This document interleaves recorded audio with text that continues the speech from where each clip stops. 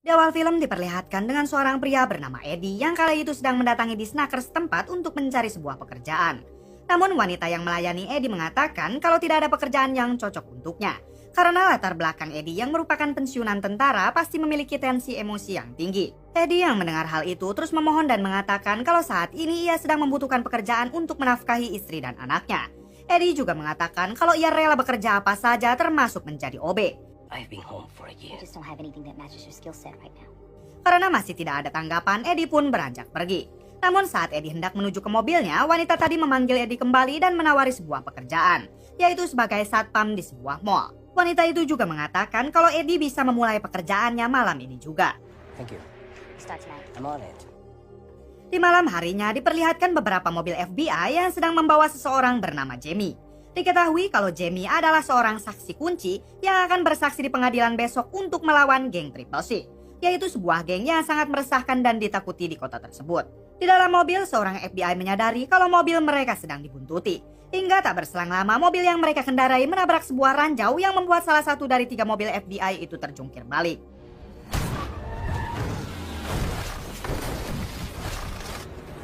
Rupanya orang yang membuntuti para FBI tersebut adalah geng Triple C. Di sini mereka langsung menyerang anggota FBI tersebut dengan peluru.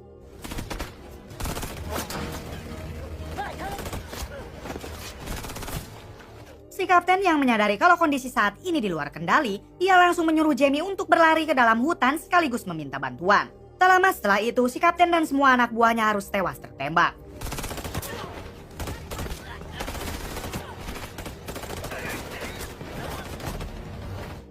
Setelah menghabisi para FBI tersebut, geng Triple Six menyadari kalau target mereka yaitu Jamie telah berhasil kabur. Kemudian untuk menghilangkan jejak, mereka membersihkan TKP tersebut. Di sisi lain terlihat Eddie sedang ulang tarik mengingat saat dirinya berada di medan perang. Setelah itu ia mengabari istrinya kalau dirinya kini sudah memiliki sebuah pekerjaan. Ia juga menyempatkan untuk menitip salam kepada anaknya. I may have found a job. Just tell her that I love her. Singkat cerita, Eddie datang ke mall untuk memulai pekerjaannya. Di sana Eddie disambut baik oleh satpam senior bernama Vince. Terlihat Vince langsung mengenalkan Eddie kepada 3 satpam lainnya yang bernama Mason, Ruby, dan Johnny. Lalu Vince menjelaskan kalau sistem keamanan di mall sedang mengalami gangguan yang mungkin disebabkan oleh cuaca yang sedang buruk. Kemudian Vince memberikan sebuah seragam kepada Eddie dan menunjukkan ruangan-ruangan yang ada di mall tersebut. Di sela-sela perbincangan mereka, Vince mencoba menakut-nakuti Eddie kalau di mall ini telah terjadi banyak sekali pembunuhan. Namun terlihat Eddie yang begitu tenang dan santai. Melihat sikap Eddie yang seperti itu, Vince kemudian menebak kalau Eddie adalah seorang mantan tentara. Eddie pun mengangguk untuk membenarkan tebakan Vince, bahkan Eddie juga menambahkan kalau ia dulunya adalah komandan pasukan. Mendengar hal itu, muka Vince langsung pelangap-longo. Semenjak saat itu, Vince pun di sini langsung memberi hormat kepada Eddie. Kemudian Vince memberikan tugas yang harus Eddie kerjakan, yaitu melakukan patroli di dalam mall. Eddie pun langsung melakukan tugas pertamanya itu dengan berkeliling ke setiap sudut mall. Namun tiba-tiba Eddie melihat seorang gadis kecil yang sedang menggedor-gedor pintu mall yang ternyata itu adalah Jamie. Melihat hal itu, Eddie pun langsung melaporkannya kepada Vince. Namun karena Eddie melihat gadis itu sangat ketakutan, ia pun langsung membuka pintu mall tersebut. Dan saat dibuka, Jamie malah pingsan di pangkuan Eddie. Singkat cerita, Eddie pun membawa Jamie ke ruangannya. Vince dan satpam lain yang panik mencoba menghubungi polisi. Namun sayangnya telepon mereka tidak dapat digunakan karena tidak ada sinyal. Di sana salah satu satpam yang bernama Mason melihat dari CCTV ada seorang pria parubaya bernama Charlie sedang mendekati mall tersebut. Karena penasaran, semua satpam pun menemuinya. Di sini Charlie mengatakan kalau ia sedang mencari anaknya yang hilang bernama Jamie. Mendengar hal itu, Vince langsung menyuruh Johnny untuk membawa Jamie turun. Setelah itu, saat Vince sedang membukakan pintu, Jamie yang sudah di bawah, ia terbangun dari pingsannya dan langsung lari ketakutan karena melihat pria yang akan menangkapnya saat ini berada di hadapannya. Mendengar teriakan itu, Vince refleks langsung mengunci kembali pintu mall tersebut.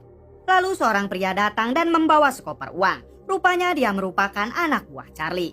Charlie di sini mencoba menyogok Vince agar mau memberikan Jamie kepadanya. Dan jika Vince berani menolaknya, ia tak akan segan-segan untuk menghabisi semua orang yang ada di sana. Karena dirasa menguntungkan, Vince di sini berencana untuk menukar Jamie. Namun Eddie yang melihat Vince akan membukakan pintu, ia langsung mengajar Vince. Charlie yang melihat Eddie menolak tawarannya, ia langsung bergegas pergi. Namun ternyata di luar Charlie menyiapkan anak buahnya untuk menyerang mall tersebut. Di dalam mall terlihat Eddie yang sedang mencari Jamie karena sebelumnya lari ketakutan. Dengan sedikit bujukan dari Eddie, akhirnya Jamie mau menghampirinya. Di sini Jamie mengatakan kalau Eddie harus berjanji untuk mau melindungi dirinya. I need dry clothes. You have to promise to protect me. Deal.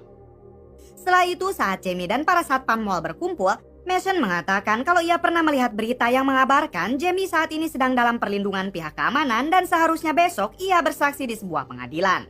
Terungkap fakta kalau ayah Jamie ini ternyata dulunya pernah bekerja untuk geng tersebut. Namun kemudian ayahnya berkhianat dan memilih untuk bekerja sama dengan pihak keamanan demi mengungkap kejahatan geng Triple Six. Singkat cerita, ayah Jamie berhasil dihabisi oleh geng tersebut di depan mata Jamie itu sendiri. Mendengar hal itu, para satpam langsung ketakutan. Namun di sini Eddie mencoba menenangkan mereka dengan mengatakan kalau semuanya akan baik-baik saja. Kemudian Eddie membawa Jamie ke sebuah ruangan dan menyuruh Jamie tetap bersembunyi di sana apapun yang terjadi. Don't try to get out. Right? I thought you said you had a daughter my age. Lock the door. Singkat cerita, saat Eddie dan para satpam melihat rekaman CCTV, di sana mereka melihat beberapa orang sedang melakukan sesuatu terhadap mobil mereka. Melihat hal itu, para satpam kembali ketakutan mengingat para polisi saja tidak bisa menghadapi mereka, apalagi mereka yang hanya seorang satpam mall. Di sini Vince meminta Eddie yang merupakan mantan komandan untuk memimpin mereka melewati masalah ini. Eddie mencoba menenangkan kembali semua orang dan meminta Mason agar tidak kabur keluar. Dengan arahan dari Eddie, mereka mulai menyusun rencana dengan menggunakan barang-barang yang ada di dalam mall untuk mereka bertahan. Di sisi lain terlihat Charlie yang mengawasi mereka dan memulai serangannya. Di sini Charlie menyuruh salah satu anak buahnya untuk memanjat dan masuk ke dalam mall tersebut. Sedangkan satu anak buahnya yang lain diinstruksikan untuk menabrak mobil ke pintu mall tersebut. Melihat sebuah mobil telah menabrak pintu mall, Eddie CS menyerang balik dengan menggunakan sofa yang telah dibakar dan dijatuhkan ke mobil tersebut. Terlihat anak buah Charlie yang mengemudikan mobilnya tewas terbakar. Di sisi lain, salah satu anak buah Charlie yang sedang memanjat, ia berhasil masuk ke dalam mall dan langsung menyerang Vince yang saat itu berada di dekatnya.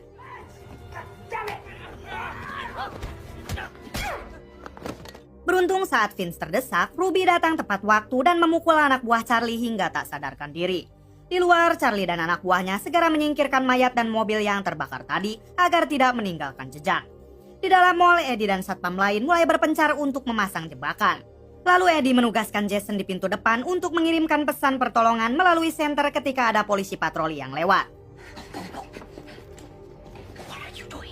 Tak berselang lama, Jamie keluar dari persembunyiannya dan menawarkan bantuan kepada Eddie. Sementara itu, Charlie dan anak buahnya saat ini telah berhasil masuk ke dalam mall. Jamie yang saat ini mengendalikan sebuah mobil remote, ia mengirimkan sebuah pesan kepada Charlie agar datang menemuinya di blok 047. Tentu saja hal ini merupakan sebuah jebakan buat Charlie dan anak buahnya. Merasa tertantang, Charlie kemudian menyuruh anak buahnya untuk datang ke blok tersebut. Agar anak buahnya tambah semangat, Charlie juga mengirim pesan kepada mereka yang berhasil membunuh Jamie akan diberikan bonus sebesar $100.000. Namun jika gagal, maka Charlie akan membunuh anak buahnya itu termasuk keluarganya. I have a little announcement. If we succeed and the girl dies, If we fail, you will be hunted down and killed. let's get to work. Sebagian anak buah Charlie masuk lewat pintu yang dijaga oleh Ruby. Salah satu dari mereka harus tewas karena tersengat listrik yang sebelumnya telah dipasang oleh Eddie. Ruby yang melihat anak buah Charlie sedang berusaha membuka pintu itu dengan linggis, ia pun segera menahannya. Namun hal tersebut bukanlah apa-apa bagi mereka, dan mereka pun langsung memberondong Ruby dengan peluru.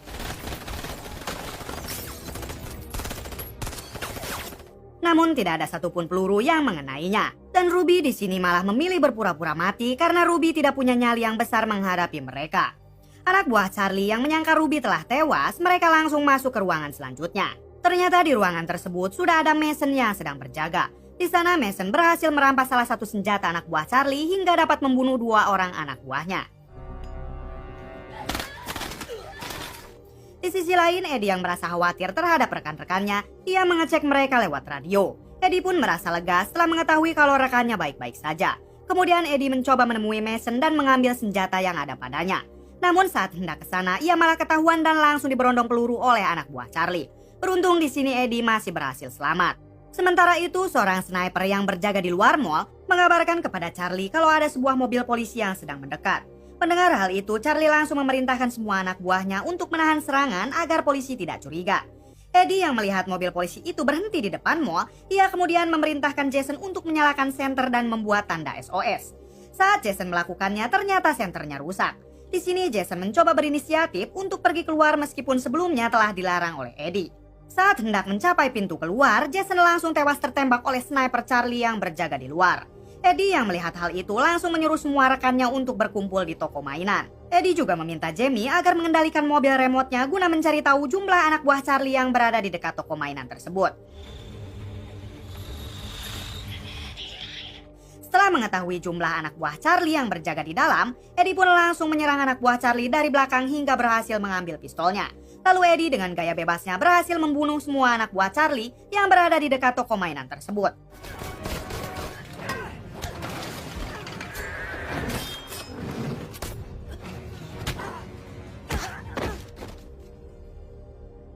Charlie yang menyaksikan kejadian itu lewat CCTV menjadi semakin naik darah. Di sisi lain kita diperlihatkan dengan Vince dan Ruby yang malah keluar dari tempat persembunyiannya.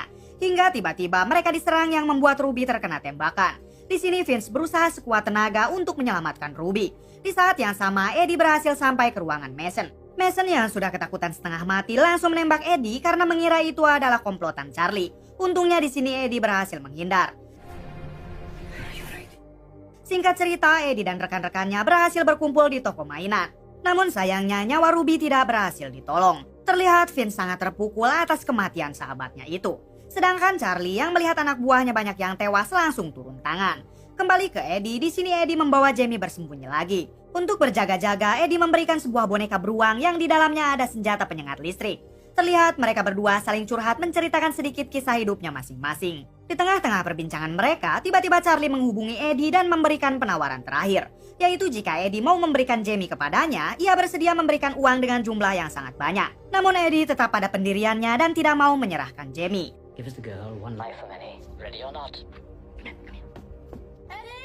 Mason yang dari tadi melihat CCTV, ia memanggil Eddie karena melihat mobil polisi datang. Saat Eddie mengecek CCTV tersebut, ia juga melihat sebuah mobil truk komunikasi yang digunakan oleh anak buah Charlie untuk melumpuhkan sinyal keamanan mall. Di sini Eddie berencana untuk menyingkirkan truk tersebut agar sistem keamanan mall dapat berfungsi kembali dan ia bisa meminta bantuan. Ketika menuruni tangga, Eddie melihat Vince yang sangat marah karena Ruby kini telah tewas. Sebelum pergi, Eddie menyuruh Vince kembali bersembunyi sebelum bantuan datang. Sesaat setelah Eddie pergi, kios toko mainan itu terbuka oleh anak buah Charlie dengan menggunakan forklift. Melihat hal itu, Vince yang ingin melampiaskan dendamnya atas kematian Ruby, ia langsung menyerang mereka dengan membabi buta, hingga adu tembak pun terjadi.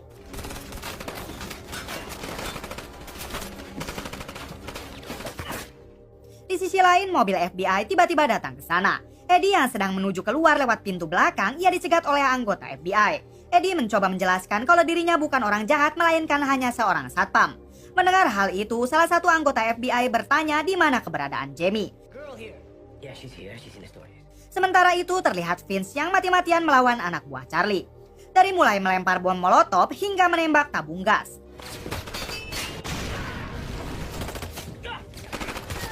Namun pada akhirnya Vince tertembak oleh mereka. Di sini Vince sudah bertekad untuk mengorbankan dirinya agar Mason dan Jamie bisa selamat sampai ke tempat FBI.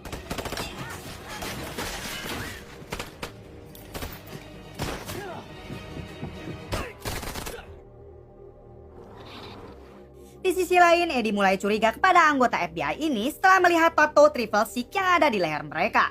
Eddie pun segera menghubungi Jamie agar membawa boneka yang sudah ada senjata listrik di dalamnya. Saat baru saja nongol, Mason langsung ditembak oleh anggota FBI gadungan itu. Jamie yang melihatnya langsung lari ketakutan. Di saat yang bersamaan, ketika FBI gadungan itu lengah, Eddie langsung menghabisi mereka.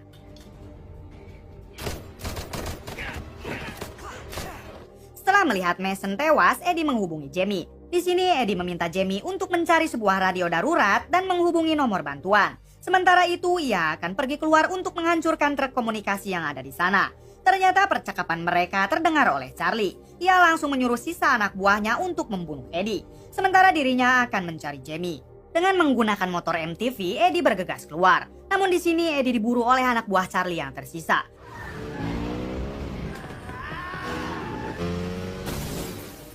Di waktu yang sama, Charlie mencoba membujuk Jamie agar mau keluar dari tempat persembunyiannya. Kembali ke Eddie, terlihat anak buah Charlie berhasil menghantam Eddie hingga mereka pun bertarung.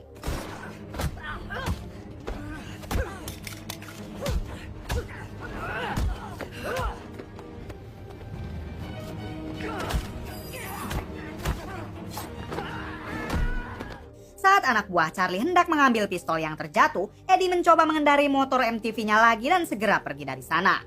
Setelah berhasil keluar, Eddie meloncat dari motornya sesaat sebelum motor itu menabrak mobil komunikasi hingga terbakar. Lalu sinyal radio keamanan pun kembali aktif. Setelah itu Eddie menghubungi Jamie, namun Jamie tak bisa menjawabnya karena di dekatnya sudah ada Charlie. Di luar, Eddie tertembak oleh sniper yang sebelumnya ditugaskan untuk berjaga di sana. Sementara itu, Charlie berhasil menemukan radio HT milik Jamie dan segera menghancurkannya. Jamie yang saat itu berhasil kabur, ia mencoba mencari alat komunikasi untuk menghubungi polisi. Anak buah Charlie yang tadi berduel dengan Eddie menghubungi sniper dan memintanya untuk tak membunuh Eddie karena ia ingin membunuh Eddie dengan tangannya sendiri. Eddie saat ini berhasil masuk ke sebuah mobil milik Vince dan berhasil mengambil pistol yang ada di sana. Dengan cepat Eddie berhasil menembak balik sang sniper. Bahkan Eddie juga menembak pria yang mencoba menyerangnya. Naas di sini Eddie juga terkena tembakan oleh sniper. Singkat cerita, Charlie berhasil menangkap Jamie. Di saat yang bersamaan, Eddie datang menghampiri mereka. Charlie yang melihat Eddie, ia langsung memberikan penawaran terakhir yang menguntungkan kedua belah pihak. Namun Eddie tetap berpegang teguh pada prinsipnya untuk melindungi Jamie. Saat Charlie lengah, Jamie menyerang Charlie dengan senjata sengatan listrik dan disusul oleh tembakan Eddie yang membuatnya tewas seketika. Tak lama kemudian, polisi yang sesungguhnya datang. Di balik itu, ternyata Vince masih hidup dan segera dibawa ke rumah sakit. Beberapa hari kemudian terlihat Jamie yang sedang menjenguk Eddie di sebuah rumah sakit. Sebelum ia pergi, di sini Jamie mengucapkan terima kasih karena Eddie telah melindunginya. Tak lama berselang, paman Jamie datang dan menjemputnya. Thank you. For what? Uncle Will.